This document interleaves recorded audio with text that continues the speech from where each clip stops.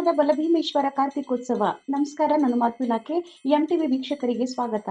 ಸಿಂದಗಿ ತಾಲೂಕಿನ ಸುಕ್ಷೇತ್ರ ಬ್ರಹ್ಮದೇವನಮಡು ಗ್ರಾಮದ ಆರಾಧ್ಯ ದೇವ ಶ್ರೀ ಬಲಭೀಮೇಶ್ವರ ಹನುಮಾನ ದೇವರ ಚೆಟ್ಟಿ ಕಾರ್ತಿಕೋತ್ಸವ ಸಾವಿರಾರು ಭಕ್ತರ ಸಮ್ಮುಖದಲ್ಲಿ ಶನಿವಾರ ರಾತ್ರಿ ನೆರವೇರಿತು. ಕಾರ್ತಿಕೋತ್ಸವ ನಿಮಿತ್ತ ದೇವಸ್ಥಾನದಲ್ಲಿ ಬೆಳಗ್ಗೆ ವಿಶೇಷ ಪೂಜೆ ಹಾಗೂ ಹೂವಿನ ಅಲಂಕಾರ ಮಾಡಲಾಗಿತ್ತು. ದೇವಸ್ಥಾನವನ್ನು ವಿವಿಧ ಬಣ್ಣದ ವಿದ್ಯುತ್ ಅಲಂಕಾರ, ತಳಿರು ತೋರಣಗಳಿಂದ ಅಲಂಕರಿಸಲಾಗಿತ್ತು.